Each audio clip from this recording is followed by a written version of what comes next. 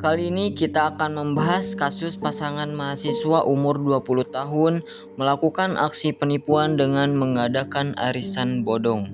Penipuan ini melibatkan seorang mahasiswi Bandung berinisial JZF dan pacarnya yang berinisial MAF dengan mengadakan arisan bodong. Pasangan ini mengantongi uang sebesar 2 miliar rupiah dari hasil penipuan tersebut. Pada awalnya, para korban sudah mencoba untuk mediasi, membicarakan, berdiskusi dengan cara kekeluargaan, tapi ternyata tidak mendapatkan titik terang, tidak mendapatkan solusi. Akhirnya salah satu korban memviralkan kasus ini. Bagaimana cerita selengkapnya kasus ini? Mari kita bahas di peristiwa trending.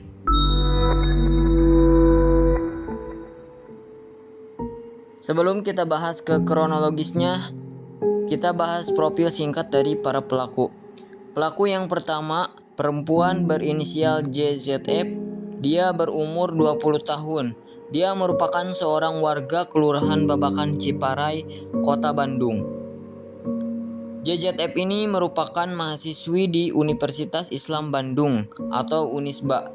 Dia mengambil program studi manajemen angkatan 2021. Nah, lalu dia dikenal mahir sekali memanage uang atau mengelola uang arisan sejak dia SMA. Nah, akhirnya ketika dia kuliah di jurusan studi manajemen, dia ini dipercaya lagi oleh teman-temannya untuk menjalankan arisan. Nah, karena memang banyak arisan-arisan yang dijalankan oleh si JZF ini semua rata-rata sukses, lalu belakangan arisan yang diadakan itu ada iming-iming akan mendapatkan keuntungan tambahan. Dan dia juga mengatakan tidak ada bunga seperti kredit di dalam arisannya ini. Jadi bukan arisan dengan riba. Karena klaim tersebutlah akhirnya banyak yang mau mengikuti arisan yang diadakan oleh si JZF ini. Keberhasilan arisan yang dibuat oleh JZF ini membuat dia ingin menciptakan inovasi baru. Tiba-tiba dia mengembangkan ide arisan yang bukan sekedar arisan, tetapi menjadi sebuah skema arisan dengan teknik lelang. Jadi di sini dia membuat skema arisan teknik lelang yang artinya orang-orang yang menjadi peserta arisan bisa mendapatkan uang arisan berdasarkan penawaran tertinggi. Nah, jadi selain dia punya bisnis arisan, dia juga mempunyai bisnis lain, yaitu usaha berjualan fashion, yaitu hijab. Dan bisnis ini belakangan kabarnya sudah ditutup oleh dia, gara-gara kasus dia mengenai arisan bodong ini viral. Sekarang kita bahas profil si pacar. Nah, pacarnya ini berinisial MAF yang merupakan teman seangkatan si JZF ini. Mereka berdua sama-sama mahasiswa dan mahasiswi dari Unisba, program studi manajemen. Nah, pacarnya yang berinisial MAF ini punya nama panggilan yaitu Pacai. Nah, sekarang kita masuk ke pembahasan kronologi kejadian kasus ini.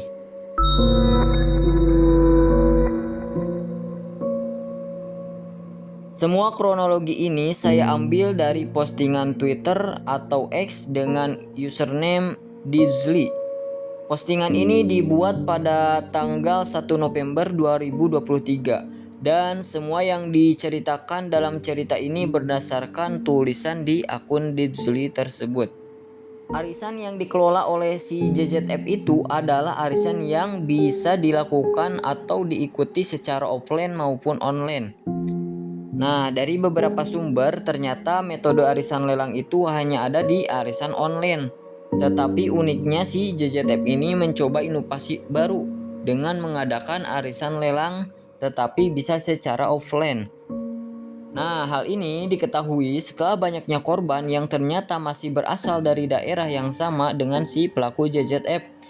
Seperti yang telah saya katakan sebelumnya, si JZF memang pengalaman dia untuk mengadakan arisan yang normal, yang seperti biasa, dengan mengumpulkan uang, terus mengocok nama si pesertanya, lalu siapa yang menang, itu dia emang udah pengalaman banget. Dan perlu kalian ketahui, dia menjalankan arisan yang ini dengan bermodal 3 juta rupiah. Dan arisan yang dia kelola ini juga sudah diketahui oleh keluarganya. Jadi keluarganya support-support aja. Nah, lalu dari tulisan si pemilik akun dikatakan kalau salah satu korban yang menceritakan kisah ini kepada si username tersebut itu sebelumnya mengikuti arisannya si JZF dan semuanya berjalan lancar, tidak ada kendala apapun.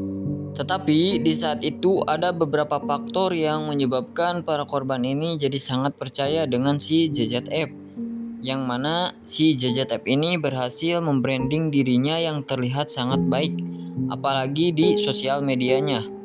Langkah yang dilakukan oleh si JZF untuk melancarkan aksinya itu dengan mengajak teman-teman dekatnya terlebih dahulu. Jadi orang-orang terdekatnya diajak untuk arisan. Nah, udah mulai rame, baru setelah itu dia kembangkan lebih luas lagi. Lalu teman-teman dekatnya ini memang senang dengan si JZF ini. Mereka yang mau gak mau hitung-hitung bantu si temannya ini. Lalu ikutlah dengan arisan itu. Mulailah setelah rame, orang-orang tergiur dengan sistem arisan yang diadakan oleh si JZF. Yang mana sistemnya ini dengan cara si peserta harus membeli dalam jangka waktu yang tidak lama. Seperti arisan biasanya. Kalau arisan biasa kan itu lamanya sekitar 3 bulan atau lebih tergantung dari kesepakatan dan seberapa banyak yang ikut gitu ya. Nah, tapi sistem arisan yang diadakan oleh si JZF ini justru katanya akan banyak bonusnya. Lalu si ZZF ini memberikan daftar arisan kepada para korban-korbannya ini dengan nominal yang bervariasi dan tenggat waktu pencairan uangnya. Salah satu list yang dipublish oleh si akun Twitter Dibsly ini itu tertera pada bulan September. Nah, di sana kalian bisa lihat ya, terlihat ada nominal lelang arisan dari tanggal 25 September, yaitu 6 juta get 7 juta.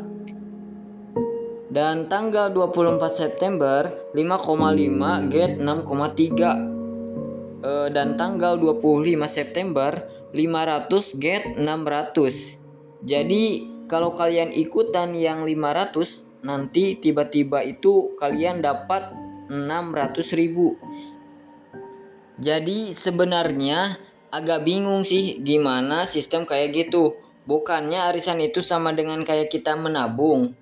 Jadi kalau begini sistemnya kayak ngelipat gandain duit. Gimana nih menurut pendapat kalian? Tulis di kolom komentar. Di sana juga terlihat ada 3 slot untuk para peserta dan berlanjut ke tanggal 24 September. Kalian bisa lihat sendiri tuh, ada tulisannya 850.000 get 1 juta, alias kalau kalian ikut 850.000 nanti dapat 1 juta dan begitu seterusnya. Pada awalnya nih ya, semuanya berjalan lancar. Dan di saat itu salah satu korbannya yang curhat di akun Dibsly merasa tergiur untuk mengikuti lelang arisan tersebut. Dia merasa ini benar-benar lumayan banget. Bagaimana bisa gitu? Ikut arisan yang bayarnya sekarang sekian, tiba-tiba duitnya beranak pinak di tanggal yang sudah dijanjikan itu. Aneh banget sih. Akhirnya si salah satu korban yang curhat ini membeli pada tanggal 4 September tahun 2023 dengan modal uang Rp600.000 untuk membooking di tanggal 8 September. Dan uang itu akan kembali dengan tepat di tanggal 16 September menjadi Rp700.000 alias berbunga Rp100.000. Nah, ini sesuai dengan yang tertulis di lelang arisan tersebut yang diadakan oleh si JZF. Untuk hari pertama ternyata benar-benar berhasil. Dia mendapatkan uang yang dia inginkan. Lalu dia ikut lagi nih arisan yang kedua. Si orang ini, si korban ini dan cair lagi. Lalu singkat cerita, Pada sore hari tanggal 26 September tahun 2023, tiba-tiba si korban ini ditelepon oleh temannya. Di telepon tersebut, temannya mengasih tahu si korban kalau si JZF ternyata penipu.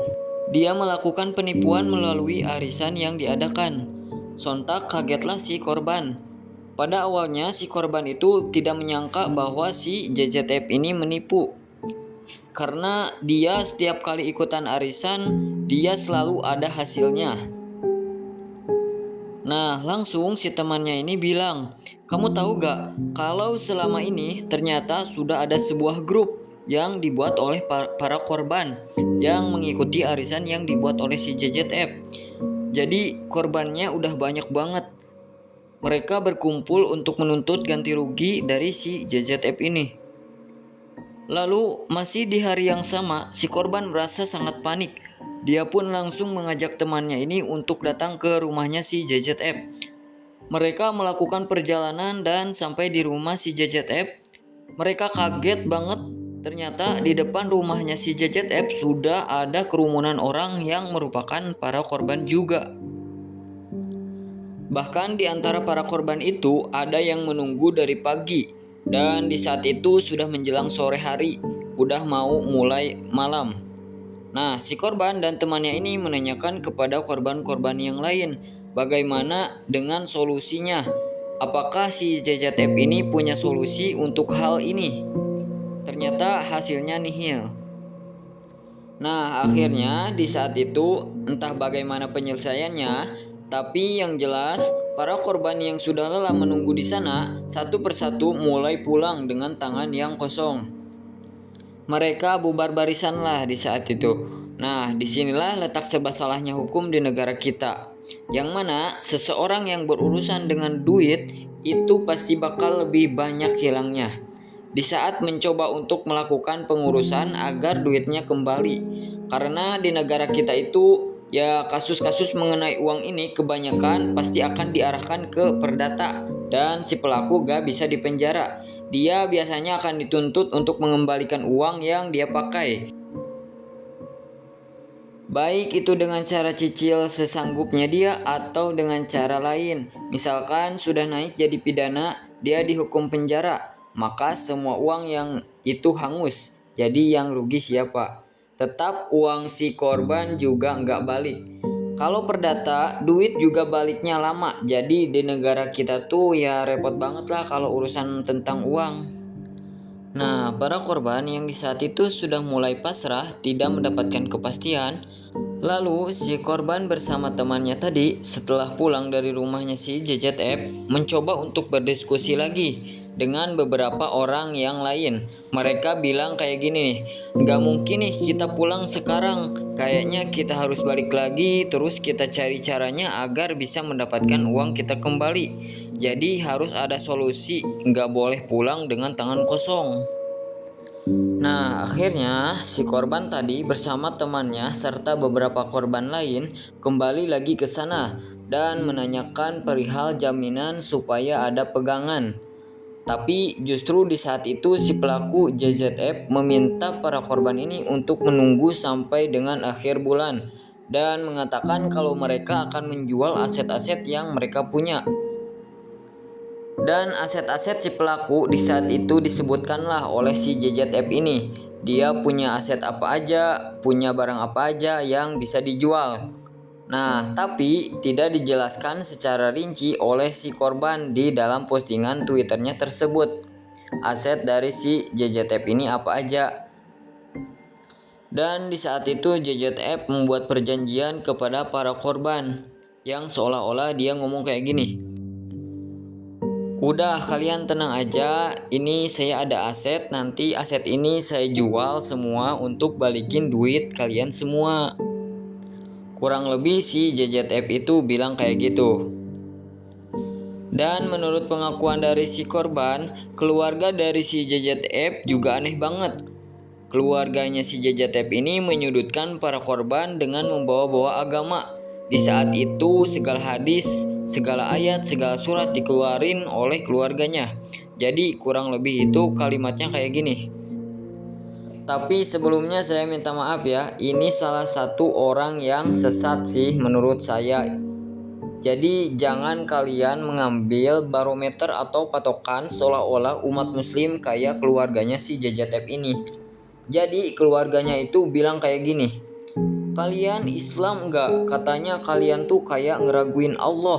Kita juga tahu hukum utang piutang. Enggak mungkin kita enggak bayar utang ini. Kurang lebih dia itu bilang kayak gitu. Nah, terbukti sampai saat sekarang ini para korban belum mendapatkan uangnya kembali. Sampai virallah kasus ini. Nah, lalu kemudian di postingan tersebut si korban juga menunjukkan bukti chat ketika si JJF beralasan kepada salah satu korban tidak bisa membayar utang tersebut dan si JJF pun meminta keringanan agar bisa menyicil uang tersebut sedikit demi sedikit. JJF juga bilang sama keluarganya untuk mencari jalan keluar gimana caranya agar bisa membayar uang para korban. Nah, dia juga bilang mungkin ada anggota keluarganya atau saudara sanak keluarganya yang bisa nalangin dulu, nanti dia bisa ke keluarganya tersebut. Nah, terus dia meminta waktu kepada para korban dan dia bilang kayak gini, tunggu ya, ini saya mau ngobrol dulu sampai besok. Paling enggak sore atau malam saya bakal ngabarin, kata si JJF. Setelah para korban mendatangi rumah si JJF untuk menagih uang mereka kembali, ternyata di hari-hari berikutnya semakin banyak para korban yang berdatangan. Nah, tetapi untuk kali ini ketika para korban ini datang, JZF tidak mau menemui para korban dan dihalang-halangi oleh pihak keluarganya. Dan di saat itu keluarganya bilang, kami tidak mengizinkan kalian bertemu dengan JZF karena alasan faktor keamanan, katanya. Lalu yang lebih epik lagi, benar-benar bikin garuk-garuk. Jadi keluarganya ini sampai menyewa aparat-aparatan. Mereka menyewa para polisi gadungan ini untuk berjaga di depan rumah si JZF dengan bermaksud agar para korban yang datang ke rumah JZF itu merasa takut, tertekan karena melihat rumahnya ini sudah dikawal oleh polisi. Nah, tapi jujur ya, pernyataan kalau itu polisi gadungan itu datang dari postingan Twitter atau X si korban ini. Jadi bukan pernyataan dari saya.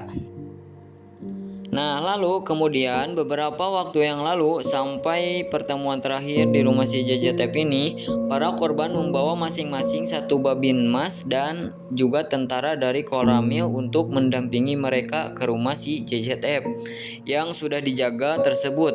Akhirnya dilakukanlah upaya mediasi, tetapi terlihat kalau keluarga dari si JJF ini benar-benar ngelunjak, katanya. Jadi mereka itu ngelawan, tetap mereka nyerang, nggak mau kalah.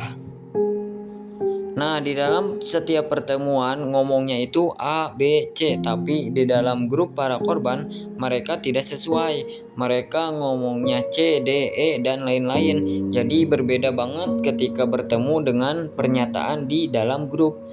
Lalu, si korban yang kita bicarakan ini juga memberikan beberapa bukti video dokumentasi ketika melakukan upaya mediasi di rumahnya si JZF.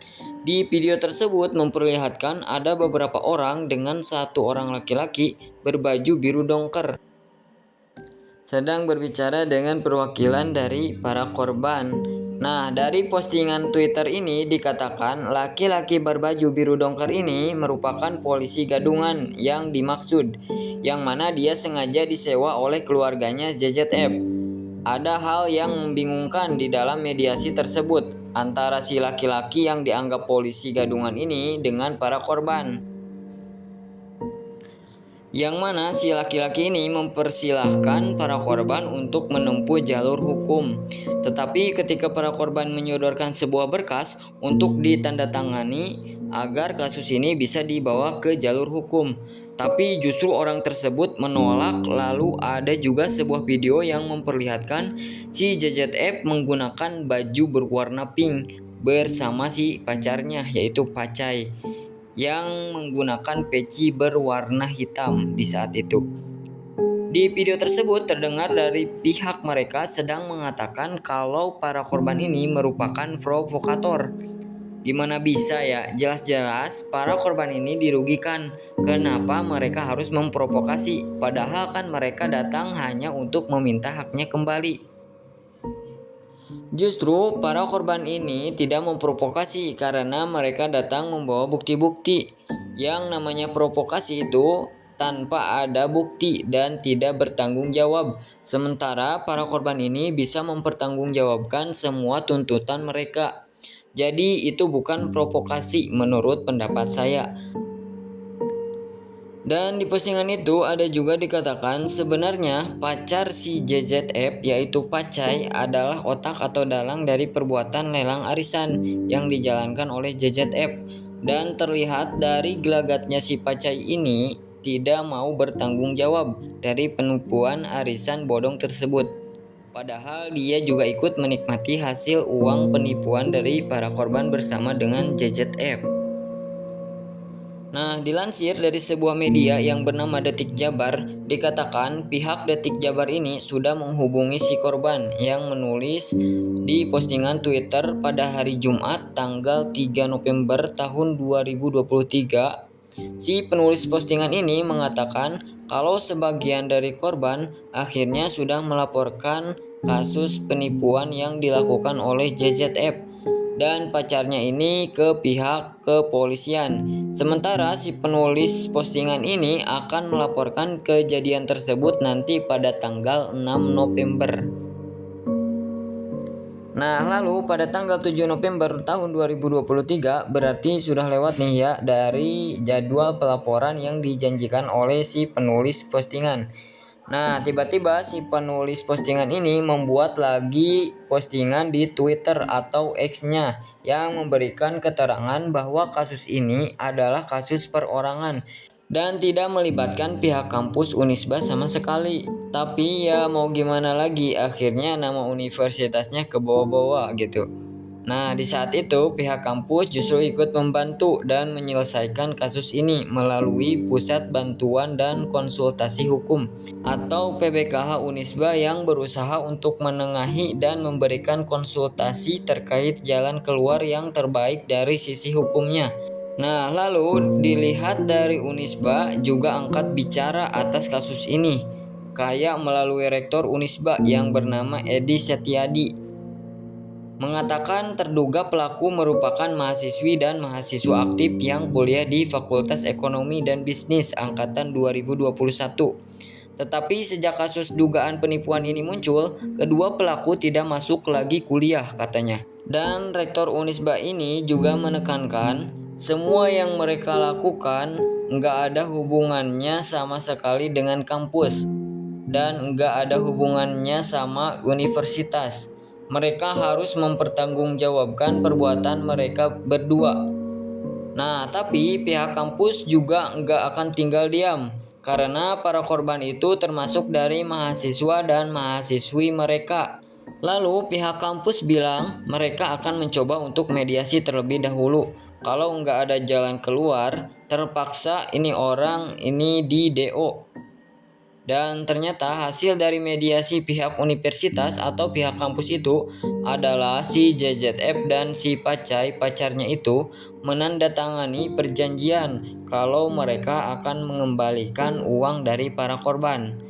Nah, pihak kampus juga mengatakan akan mengawasi perkembangan dari kasus ini dan berjanji akan mengambil tindakan tegas apabila ada bukti pelanggaran hukum yang dilakukan oleh kedua pelaku penipu ini. Nah, dari beberapa sumber yang saya dapatkan katanya sejauh ini belum ada itikat baik dari kedua pelaku. Walaupun ada yang bilang sudah tanda tangan surat perjanjian. Nah, ini entah mana yang benar. Mungkin kalian ada yang lebih tahu, boleh tinggalkan di kolom komentar di bawah tentang perkembangan kasus ini. Menurut informasi yang saya dapatkan, sudah banyak orang-orang yang mencoba untuk menemui keluarga dari si JZF ini dan rumahnya itu berada di sebuah gang yang padat penduduk. Lalu keluarganya itu menolak untuk melakukan pertemuan dengan media-media. tidak mau memberikan keterangan. Nah, lalu ada keterangan dari ketua RW di tempat mereka tinggal, dan ketua RW itu mengatakan cukup prihatin dengan kondisi keluarganya si ZZF, karena keluarganya itu tidak salah apa-apa, tapi tiba-tiba ikut terseret kasus penipuan ini. Dan keluarganya ini sudah mencoba berbagai cara agar permasalahan ini bisa terselesaikan. Tetapi sayangnya gak ada jalan keluar sama sekali atas kasus ini. Dan juga laporan para korban kepada pihak kepolisian akan segera memeriksa si JZF dalam kasus dugaan penipuan dan penggelapan uang yang bermodus lelang arisan. Dan menurut pihak kepolisian ada 2 orang yang baru melapor dan masih banyak lagi korban lainnya yang belum melapor. Kedua korban ini mengalami kerugian yang sangat banyak. Yang satu mengalami kerugian 20 juta rupiah dan yang satu lagi mengalami kerugian 200 juta rupiah. Dan pihak kepolisian sedang mengumpulkan para saksi. Nanti setelah itu baru si pelaku ini diperiksa setelah semua saksi lengkap. Berdasarkan informasi yang diperoleh, pihak kampus dikatakan ada sebanyak 20 korban dan kemungkinan ada korban lain di luar kampus. Dan ini masih didalami oleh pihak polisi. Tapi dari hasil penyelidikan polisi, untuk sementara ini disimpulkan kalau si JZF ini mulai mengumpulkan uang secara transfer dan tunai dari arisan tersebut sudah mulai dari bulan April tahun 2023. Nah, lalu mereka berdua belum ditahan oleh pihak kepolisian dan juga belum di-DO dari kampusnya. Nah, nanti kita tunggu aja perkembangan dari kasus ini. Akhirnya kayak gimana dan kemanakah uang itu mereka bawa.